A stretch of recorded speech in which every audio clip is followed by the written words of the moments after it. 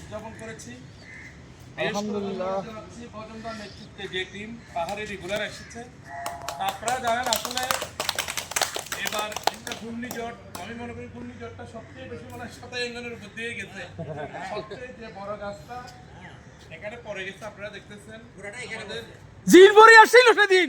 যারা ছিল বিশেষ করে বজনদা, এখন আমি একটু ফিরোজ ভাইকে সামনে আসার জন্য অনুরোধ জানাচ্ছি।